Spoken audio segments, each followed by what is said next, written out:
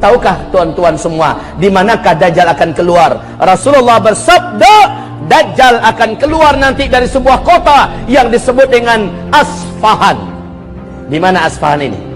Iran.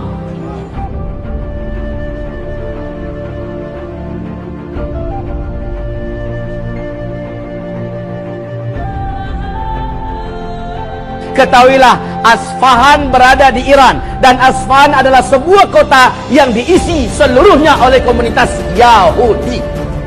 Dan Rasulullah bersabda, kemunculan Dajjal di Asfahan didampingi, disambut oleh 70.000 lelaki Yahudi yang paling kuat, paling pekat agama Yahudinya, dan mereka menggunakan jubah kehormatan, jubah keagamaan Yahudi dengan senjata pedang-pedang terbaik pada masa itu, kata Rasulullah.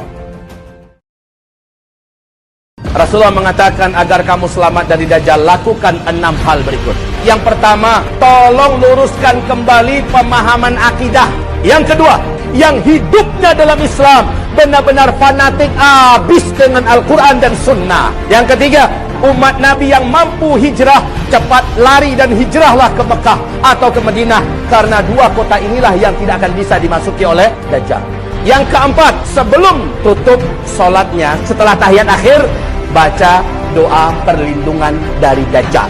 Yang kelima, menghafal surat Al-Kahfi 10 ayat pertama saja, atau 10 ayat penutup dari surat Al-Kahfi. Yang keenam, larilah kamu segera ke dalam rumah. Pastikan istri kamu, wanita-wanita kamu sudah di dalam rumah. Tutup pintu rapat-rapat. Kemudian selama di dalam rumah itu, bacakan surat Al-Kahfi dari ayat pertama sampai akhir. Di dalam rumah itu bacakan surat Al-Kahfi. Insya Allah rumah itu tidak akan mampu ditemukan oleh Dajjal, tidak pula oleh bala tentara Dajjal. Nggak nampak. Pilihannya kenapa Ustadz surat Al-Kahfi? Apa nggak bisa surat Yasin? Apa nggak bisa surat Al-Waqi'ah? Kenapa harus Al-Kahfi? Ingat nggak bagaimana kisah pemuda-pemuda Al-Kahfi?